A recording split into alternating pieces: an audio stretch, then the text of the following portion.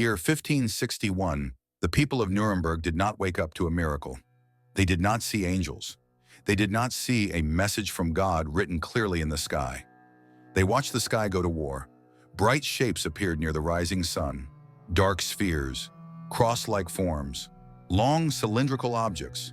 They moved, they interacted, they seemed to chase one another across the sky.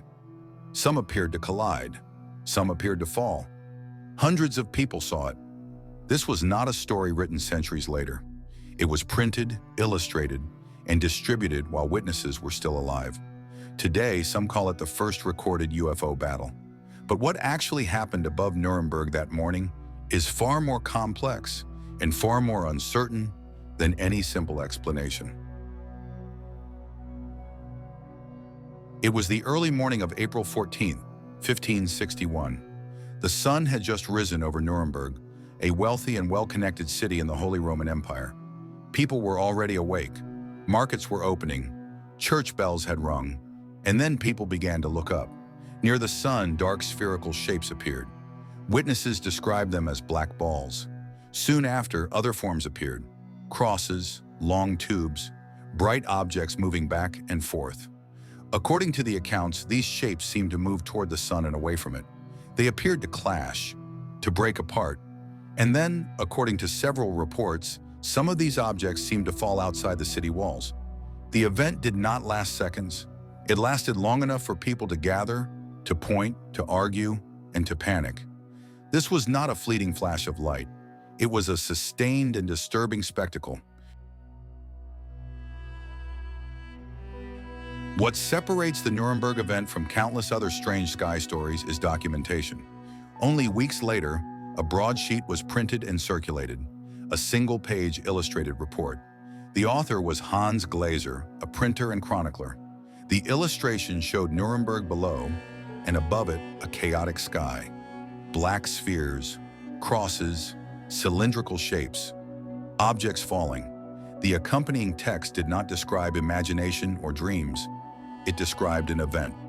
But Glaser interpreted it through his time.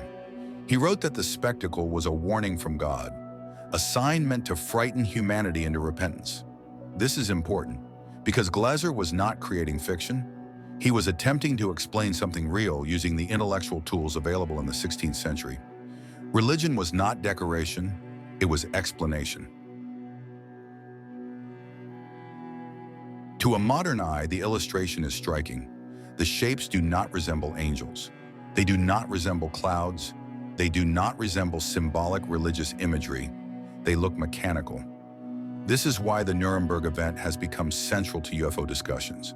The idea of multiple objects interacting in the sky, some apparently damaged or falling, is difficult to ignore. But there is a problem. Every interpretation, religious or extraterrestrial, says as much about the observer as it does about the event.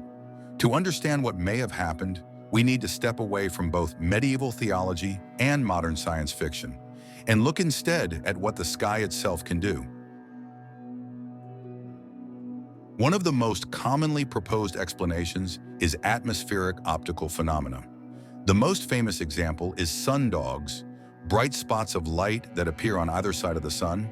Sundogs are caused by sunlight refracting through ice crystals in the upper atmosphere.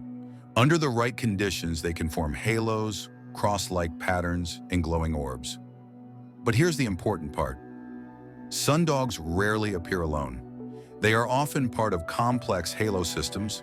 These systems can include multiple bright points, circles of light, pillars, and dark contrast regions. To the human eye, especially when looking near the sun, these contrasts can appear as dark disks or moving shapes. Add drifting clouds, changing light and perspective, and the sky can appear active, even alive. This explanation fits many elements of the Nuremberg reports, but not all of them. One detail complicates the picture. The accounts mention black spheres moving toward the sun. This is unusual. Sundogs are bright. They produce light, not darkness. So how do scientists address this? One possibility is contrast illusion. Extremely bright regions can cause adjacent areas to appear unnaturally dark. Another possibility involves gaps in high-altitude cloud layers.